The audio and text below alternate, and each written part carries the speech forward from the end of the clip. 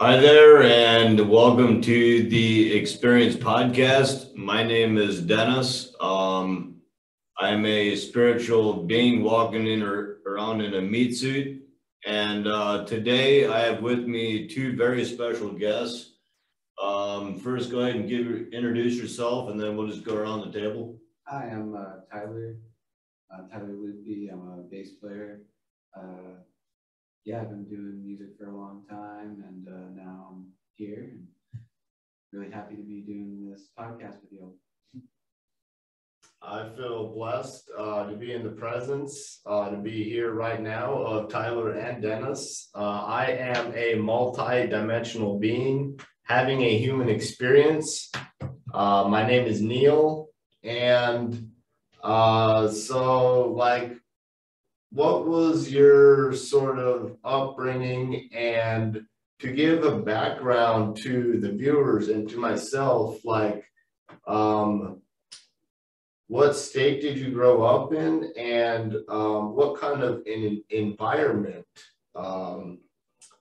were you in at a young age? I grew up in Connecticut. My family's originally from Southern Connecticut, around like the New Haven area. But then around like 10 or 11, they got a nicer house up in Northern Connecticut. So we moved to like the countryside. So around like fifth grade-ish age, I was there. My upbringing was like older brother, younger sister, both parents working, waitress mom, and then my dad just had whatever day job was there. He did computer science for a while in Florida and then moved back to Connecticut where his family's from to do whatever jobs around Connecticut. I started doing music at So like were 5. you living in the country at that time, like in the countryside? For like around like 11 to like 18. And prior to that, you grew up in the city? I was in like a suburb, Suburb? Yeah, suburb of New Haven, which is like a small city in Connecticut. Sure. Yeah. Great. And then then at 18 I went to college, and then I ended up going to college in the Netherlands for 2 years because of a teacher I met here in the States who was from the Netherlands. So I got to go study there for a while. I was doing jazz music the whole time. I'd always been doing jazz music in high school. I started bass. Is that when you first got into the jazz music? Was in high school? I would say so, yeah. I think around like 15 or 16, because some of my teachers were just showing me some different like jazz records to check out, because I was like, I want to be doing music stuff. What can I study? And they were showing me that type of stuff. Yes. And had you felt musically oriented younger than that? Or Yeah. was that sort of your first introduction? No, younger than music? that. I was like 13. I was just doing like classic rock and blues stuff, like, Jack Cool. White, like Tom Petty, Yes. all that stuff. When I was like 13 to like 16, 17, I was like in rock bands and stuff like that, playing bass and singing. And what sparked that interest? I just had a neighbor who had a guitar, and we were like, let's make a band. So we just like started jamming like every Sunday. Great. So that's how it started. Yeah. Just jamming, writing songs like every day after school, and then like doing rehearsals on Sundays with like an actual band for a while. I did that for most of my childhood, from 13 to like 17, I would say. And then I was also doing after school activities like jazz stuff. And then, like I said, I went to school in the Netherlands for 2 years, and then I moved to New York City and did like jazz there for like 6 years. I did jazz, like rock. I did some bluegrass for a while, like just trying to do as much different music as I could when I was in. There was a cool salsa band I got to be the bass player for once. Salsa, really cool. Explain salsa to somebody who doesn't have a concept of what salsa is. Oh yeah, salsa is just like music from like South America, mostly like some Brazil, I know. And it's like a dance music, like a Spanish influenced dance music. Yes. Wow. Yeah. But yeah, that's like, I guess, was the like really quick overview of my trajectory as a musician. And now, since COVID, I kind of moved out of the city because I lost a lot of my gigs. I'm still teaching a lot right now, and then just working on some passion projects that kind of will take a little bit longer to actually come to fruition. Yeah. So, and when you say teaching, what subjects are you teaching? Piano, guitar, and bass. Okay. Yeah. So you're teaching something that you already are very good at doing. Yeah, like I've Okay. done it for a while. Okay. I mean, I can always get better. Like you can always get better at music. You can always Yes. get better at your craft. So like there's always improvements you can make. And the thing with teaching is when you do teach, it seems like you actually begin to retain more of what you're teaching. Definitely, 100%. Yeah. So you're really almost double learning as you're teaching. Yeah, like I know it frontwards and backwards, like a lot of things now because of teaching for sure. Yeah, like I can regurgitate the information that people will resonate with when they need to for like, you know, classical music or for like learning a song by chords, like these types of things, like just the different different mental processes and strategies for learning music. Basically. Yes, Yeah, great. like I know like kind of the what's it called, the algorithmic, you know, step-by-step process for a lot of those. They're like the like first you gotta learn this to do this to do this to do this. Sure, there's a fundamental baseline of learning what you know. Exactly. That's and very interesting because I Yeah. feel like in martial arts, that's the one thing that I really appreciate is that there's the fundamentals Mhm. and they never change. Yeah, It's always like this way of Oh, yeah. learning things exactly. that have a structure to it to gather them or to get the most out of whatever it is that we're trying to study and learn. Exactly. And yeah, I mean, there's That's- fundamentals to music, just like in martial arts too. Like that's the idea is like, you know, lay the foundation, maybe let a student get like a little excited about something that's a little more advanced, or do something more like, you know, edgy or more complicated, and then come back to the fundamentals after because, you know, maybe there was a part of that new crazy thing that you didn't learn before because you messed up a fundamental. Like maybe there was like something that you were missing out on that like you could do it even better because you worked on a fundamental that you weren't working on before. Wow, that's an amazing point. So yeah, like I think it's all about like breaking yourself down like a bunch of times actually. It's like you get someplace really high and then like bring it back to like, oh well, can I do this? Can I do this? Can I do this? Like the really simple things. Can I do this? Like frontwards and backwards. Like there's no tomorrow. Like I don't have any like doubt in my mind. Can I do this thing? You know? Yes. Yeah. So when you were in the Netherlands and then you moved back to the States, did you move directly to New York at that time? No, I moved back home and then I was looking for apartments and I was like driving into the city like a few times a week because it was like a 5-hour drive or something from Connecticut. So I would just drive into the city, like play some like hangs, like, you know, jam sessions, like go to people's houses, play at their places, crash at my friend's place or on a couch or whatever for like a few days and then go back to Connecticut. So I was doing that for like a little while I was like, and I was getting work too. Like I was doing interviews and looking at apartments. Great. And it took like about 4 months. I think I got my first apartment in like December. This was December of what year? 2016 or 14, 15. I think maybe 15. Okay. So you were in New York before the pandemic. Yeah, I was in New York all the way until New York like 2020 of like May or June, I think. I think it was May, like end of May or something. So what sparked your interest in the city? Was it the environment and the opportunities that presented itself? Definitely, because like a lot of my friends were moving to the city from school, like because we were all studying in the Netherlands together, and like a lot of the teachers were from New York City that go to that school. Like the whole program is New York City teachers fly to Netherlands, teach you for a week, you get to play music with them and learn their music for a week.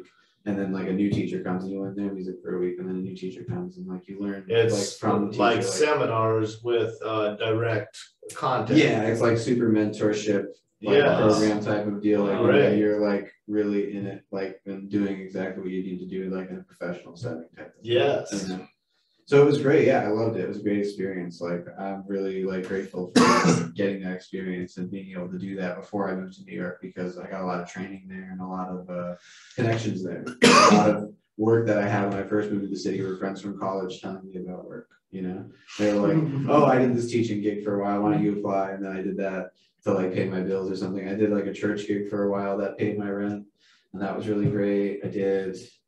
I've done like a lot of different like just wedding band type things, like event bands, like playing pop music, just to like, you know, you do those gigs to like, you know, on the weekends and then you work on your passion project. So like I have my jazz quintet type things. I had like a jazz trio for a while. I was working with like a lot of new people that were like just coming to the city and like trying to make new bands and just like learn tunes together. So we would just like hang out and play music together. It's like the jazz experience, you know, you go to the clubs every night. Like when I first moved to the city, it was like super cold. It was a huge snowstorm, and I was going out like every night till like 5 a.m. or whatever, just to like hang out and like meet everybody, you know. It was like super fun, but it was like really like tiring because then I had to like teach the next day some days. It was like, ugh. But yeah, so that was like the beginning of New York. And then like for COVID, how that all happened, like the thing I remember the most was I was teaching, I think like the week before they like closed down everything. It was like March 20 something. And yeah, like everybody was starting to act a little more strangely. Like everyone was like, oh, should we wear a mask next to each other? Shouldn't we wear a mask next to each other? Like half the people were, half the people weren't. Like Whole Foods was nuts. I went to Whole Foods because we needed some groceries, and like every place was like getting sold out of everything. Wow. So like I went to Whole Foods and all the bread was gone. And what amount of time frame did from the time that people started being aware of it and the time that food started being taken off the shelves at Whole Foods, what amount of time was that? Oh yeah, same week, like less than like a few days. Like, and we couldn't find hand soap either. Hand soap was like impossible to find for a while. Yeah, I found a broken bottle in the back of like a bodega or something. I just like, I needed some soap. I was like, I need some soap because my girlfriend's gonna be pissed that we can't clean anything during a pandemic. Wow. You know, but it was pretty funny. And so that part was funny, just like not being able to find any products and everything. It's like the shortage stuff now that we even have, right? But in New York, it was really bad right then. And then everyone was afraid of like each other too, because we were like, oh, we've been spreading this disease around the city for like a while now, probably. We didn't even know it. Because like some of the first cases were around. Like, right, but that's just what if that's just a perception thing? Mm-hmm. What if you were just perceiving that you were spreading it? And yeah, that's what I'm saying. We didn't know anything. Like it was like just all of a sudden. And that's the thing. Like without an awareness of really what the fuck is even going on, you really are only aware of that of which you're being told. Exactly. No, and it's like we all had to listen to Cuomo like every day. Unless changing like every day. You start to do your own research and learn from what you're learning and research multiple sources. True. But like there are actual rules though. Like they change the rules like every day on us basically. Like we were watching Cuomo like every day because like every day it was like, oh well, these people can go out, but these people can't go out. And then like the next day, we're like, well now there's a curfew, but it's only like in these areas. So in that time frame of him coming on every day like that, and I remember specifically like seeing him too, like he was a very strong-headed, bullheaded type of leadership. Yeah, I didn't like and like what was did you feel like he may have been lying to you throughout that time frame? Oh, totally. Yeah, I thought he could be lying. Like I mean a lot of it too is like policy, right? They're like trying to like say what it is that like they can get away with. Like they're like pushing people's boundaries basically. Like the whole time they were pushing like, well, you know, this is safe, this isn't safe. Like, well, now science says this is safe and this isn't safe. So like, yeah, it just like was a lot of like changing the rules like really quickly. And it was really frustrating to be honest. And what happened to my work was, like the last week I had teaching. I remember I had the last gig. I think it was like a Friday before that happened and the place was packed. Sure. It was like packed to the brim because everybody knew everything was going to close down in a second. So like that club was the most packed it's ever been, you know? Like I was like, why is this little Brooklyn like back alley club is just people wanted to get out? Yeah, because they're like, oh man, we're not gonna be able to get out for a while, you know? Wow. So that was really wild, was seeing that last gig and like seeing how everybody reacted to it.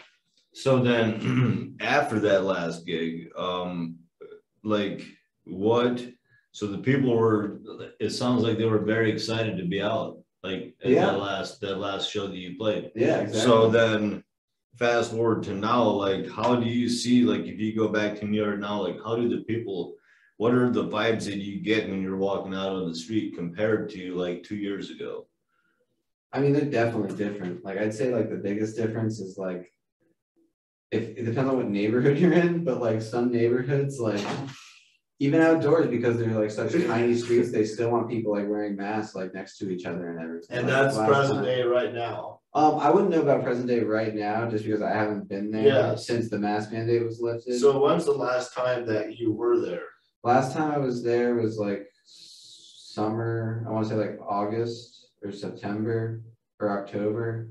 Yeah, probably all the way up to 2021. Yeah, 2021. I think like October 2021. And yeah, as like I said, some neighborhoods, like some people were still like very adamant mask wearing outside if it was like close quarter like sidewalks. In like some certain areas of Brooklyn, like it can be kind of tight.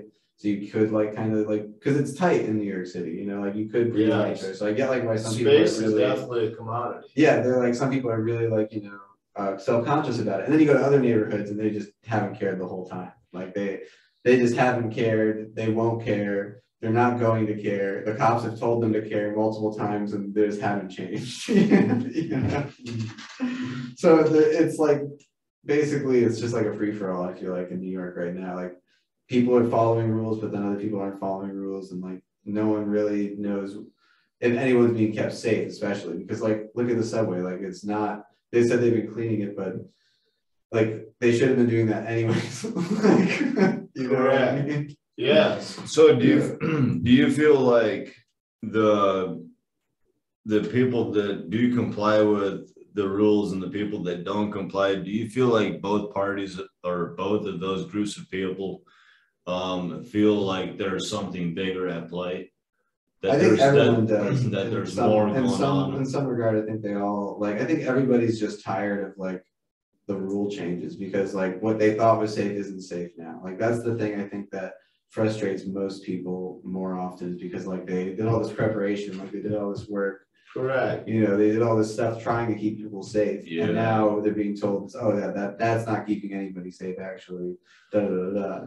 You know, but then there's people that have put in like actual policy. So if you don't follow it, then you like don't have your job, or like you get kicked out for a while, or whatever it is. Correct. So it's like these policies that are supposed to be protecting people, but then are not protecting people.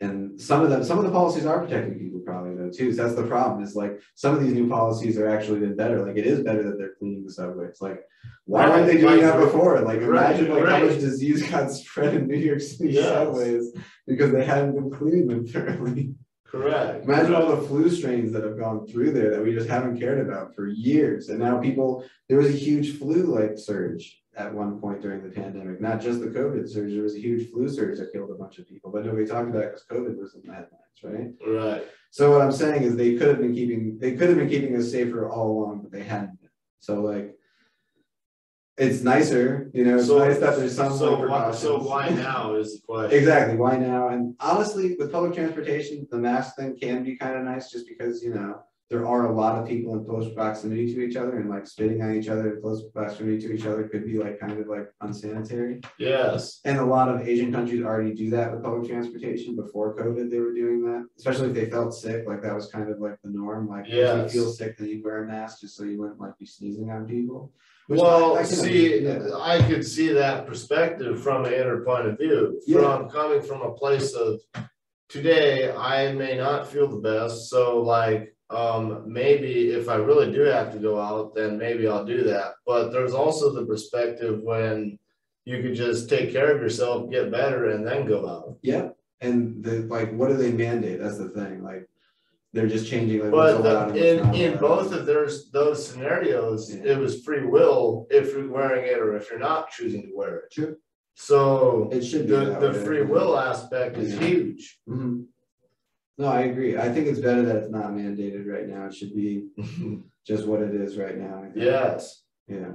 Because if the government was truly out to help people with their health, they would have already had a cure for cancer. They would have had a cure for a lot of different diseases. Well, here's the thing with that. A cure is not profitable. Well, we don't have a healthcare system. We have a sick care system. What is profitable is keeping people constantly buying products that are not helping them. But I'll also admit, like, I don't know all the answers to that stuff. Yes. You know what I mean? The thing is, we don't know anything. Yeah. And we're learning as we're going, and even the scientists and even the politicians and even the psychologists are learning as they're going. As we're doing this whole time. So we're gonna know what the answer is. So who are we to say that? Like, yes. And then at that point we'll still be learning. Yeah. Because we didn't know anything, because we're learning as we're going. But yeah, I don't know. I still don't know what the answer is for New York City specifically, because like COVID did spread like crazy, like so quickly there. So I haven't really an idea with having green buildings to where we have gardens on buildings and around the structures and built into the buildings where some of the green now is even used as vegetable gardens to feed some of the people in the buildings, and also now helps the air quality. And like they're already doing this in China and in some areas. And I feel like as cities are today, they're not sustainable because they depend on a supply chain. And, they're pretty nuts right now. And when we can get them to where the cities can sustain themselves by the city producing everything that it needs for the city. That'd be hard though. It's a lot of people. Not necessarily. It's very possible. Yeah. And with new technologies, we are getting to the point where we have the ability to implement these things. Yeah. And we're using them to destroy people, but we could be using them to enhance and use these technologies for the benefit of people. No, definitely, I agree. I know there's that one park in like lower west side of Manhattan that's kind of cool. It like it's called Highland Park, and it's like this one that like goes above like all the buildings, and it's just like green like the whole park. And it's like above though. It's like it's a really nice park. Above as in like it's like on a highway type thing, like a walkway, like a platform, so to speak. Oh. You know? And you walk across, and it's like a park with like plants and all that stuff. It's really nice. That sounds nice. And then Central Park obviously is like that huge park in the middle of it, which it's beautiful, but then like it's like kind of crazy. It's just like this nature thing in like the middle of like all the buildings. It's like such a wild like experience, like juxtaposition of like nature and the big buildings. So rather than looking out and seeing like, I mean, obviously you're probably gonna see clouds, but it's like you kind of look above the trees and there's a whole bunch of row of houses or like skyscrapers. Like you'll see skyscrapers. Like you're in the woods and then like there's like a bunch of skyscrapers. It would almost feel as if the skyscapers predated the trees. Yeah, something like that. Holy shit! It's big historic stuff. Exactly. That's amazing. I think that's all I can say about all that stuff though. Like I said, the other experience I can say is like the teaching experience right after COVID like began. That what was nuts too. Like obviously there was no performing. Me and my friends would like jam like in the apartment that we were staying in. Like we would like have little jam sessions there. Sure. And that was fun, but like only for like a little while, because like wow, we're really not gonna be able to like play for anybody for a while, Yeah. Like we played in the park for people. Like I did that a few times. I played outdoor gigs for a while. And I was doing like, just a bunch of like little outdoor things for the most part during like most of COVID. I didn't do like any indoor stuff except for like one gig, I think like in Manhattan when they started doing, but then it was like, there was nobody there and we like, were trying to get more people to come out, but it was just like not happening as much. Wow. It's just like, it's hard right now just because people are afraid and they don't want to like go out and they're like, even though that's where this whole psychology thing comes in, because just another reason not to go out, it's one of those things. It's that, but it's also been implemented for so long. Like you have to remember that this is only a 3-week thing. Yeah. When the masks came out, we're only wearing masks for 3 weeks, and then they go away. Exactly. Well, we're 2 years later or a year later, pretty much 2 years later, and now this thing is still continuing. And what people are starting to realize is that it's going to continue until we choose to say enough is enough. Yeah. But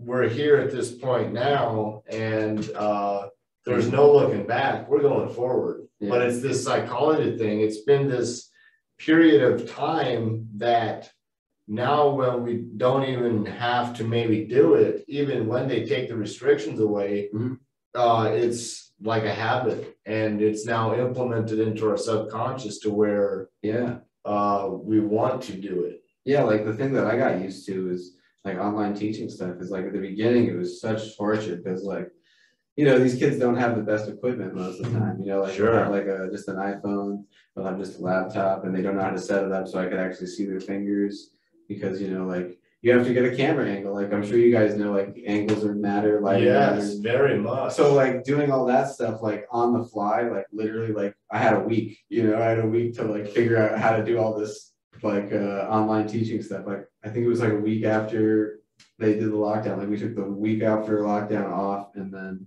just to learn all the software and like learn how to do all this stuff. Yes. Show all the students how to do it. And then like we started the next week. And so it was like, wow, I gotta like structure my lesson differently. I gotta like get the attention of the student differently, because it's like over a screen instead of over like, you know, Yeah. face to face. Like it's much easier face to face to get someone's attention and to make them realize like their vibe is, you know, creating something either good or bad. Like it's like sometimes with children, you know, they're like, I'm not in the mood, I don't want to do anything. And I get that. But like when we're doing the lesson, like I have to be like, all right, well, let's like take the vibe a little bit different, you know, direction. Take a different approach Yeah. with how you're looking at it, and it'll have an effect on the music that's produced. Exactly. And I can read the student more to like how they're feeling when I'm in person with them. When it's over the screen, it's sometimes hard unless I can really hear their voice and like, you know, get the vibe of what's going on. Yes. Their voice. But yeah, so it's been a huge challenge, right, from that whole perspective too. So what do you want to do more of like each day at you as a person? Right now, like I want to just feel like more grounded, because I've been like traveling a lot lately, and I've been kind of like trying out a lot of new like lifestyle type deals, because like I did music for so long and I was doing that hustle for so long that like I kind of like this last year or two have been like reflecting on that hustle and like trying to be more directed with my energy, instead of like doing my energy for like, I gotta pay the bill, I gotta do this gig, I gotta do this gig because it's with this person and I like this person and maybe something will develop. Like instead of thinking like these communities and thinking like through like the community perspective and thinking through like, oh, I gotta pay my rent perspective in New York City. I'm thinking more Yes. like, what is it that I actually want to work on? And then like I can support myself through other means, whether it be teaching and like all these other things, so I can get those projects off because those other gigs I could always do. You know, I could always go play another wedding and make, you know, whatever amount of money and then pay my bills for the, you know, whatever amount of things, right? Yeah. You can always do those types of gigs, and I can always like search for those types of gigs. But lately I've been prioritizing like I want to put my energy into projects I really want to, and I want to like save like that energy for that, and then not use that energy for the performance gigs that are kind of like more like cheesier for like, you know, like I said, money gigs or like those types of things, right? So the energy. So a more directed like, focus. Exactly. So like I said, I'm doing like more teaching for like paying my bills and that type of thing, and then I'm spending more, when that gets all settled, I'm spending more of my time in like my actual like passion projects, you know. Awesome. Like, this improvisational project that I'm doing with my friend in Florida. And then I have this video game music project with like 4 other people that I'm hoping what we're going to do is try to book a lot of the like conventions and stuff for the summer and like just be playing video game music there. And I also have like this booth idea too for like selling types of like merchandise and like little things, you know, like t-shirts, whatever, you know, like that. Yes. Yeah. You know, so that's just like another side hustle that's fun, like for traveling and like doing that type of stuff. So those are like the passion music projects I'm thinking about, the video game band, and then my improv group. The video game band sounds very fun. Oh, it's super fun. Like I said, we're still doing it. It's like the first Friday of every month, there's a jam session that's all video game music. So like you play the video game head, so to speak, like the melody of the video game song, and then you improvise over the same form. So like you have it like just like a jazz tune. So like play the melody, then like everybody gets to improvise, then play the melody again. You know, or like whatever arrangement people have decided they want. So you play the music and then play it on the instruments. Yeah, and like, well, no, like we solo, like we play it live, like acoustically, like all with it. Just That's itself. amazing. No, we just play it. Like the songs, you know. You That's like amazing. listen to them, or Great. we wrote them out, so people can, you know, do That it. is amazing. So that's super fun stuff. Yeah. And that's like it's at a gaming cafe now too. So there's actually video games all around. So you have like live band playing music for you while you're playing video games. It's pretty fun. Right. It's like this cool new experience that we're trying to set in New York. So that's every first Friday of the month. And then with that band, we're going to be doing like conventions during the summer, like different, like, you know, cons where they like have like bands in the background, or they'll have like them in they'll like have actual concerts with like DJs and stuff, and then they'll have like a live band too, like that type of stuff. Cool. Great. So that's like one of my side hustle, fun, like passion projects. That sounds very fun. Yeah, exactly. It's just like fun times. And then especially with Melee too, like the stuff I told you I do, like the video game, like competition stuff. They have bands there sometimes too. So like I'll get to like play some video games and then go like play the gig. It'll be like super fun. Sweet. Yeah. So yeah, I guess that's like a little bit more fun conversation away from the COVID stuff. Right, for real. Yes. Yeah. COVID's fun. It pisses you off, but then Yeah. then you learn that you can still learn. And learning to create. I think the important thing to See and gather here express. is that you're actually out there creating, and exactly like you said, you're actually expressing yourself, you're creating things. Regardless of what happens, you're actually tapping into your own talent and getting better at it. And I think that's a very important lesson for me, as well as anybody that's listening. Yeah, totally. You know, rather than being shut down by what's happening, just keep on doing whatever you're good at and just keep on focusing on that. Mm-hmm. Yes. That's a real point. Totally. Yeah, no, you should work on the things that like, inspire you, like what it makes you like actually want to get up in the morning. Yeah. Things that make you feel alive from the inside out. Exactly, that type of stuff. That's what you should be working on when you can, Yes. For sure. Or that should be at least in your head, like thinking about like those fun things to do, So you can add my Snapchat at neilman25, and if you want to contribute to the channel, you can contribute on Patreon in the description box. Do you want to present your social media, Dennis? My Snapchat is Dennis the Message without an E. Oh yeah, and I'm Tyler Loopy. You can find all of my information and projects at tylerloopy.com. That's TYLERLUPPI.com. Great. Stay blessed, stay multi-dimensional, and continue experiencing.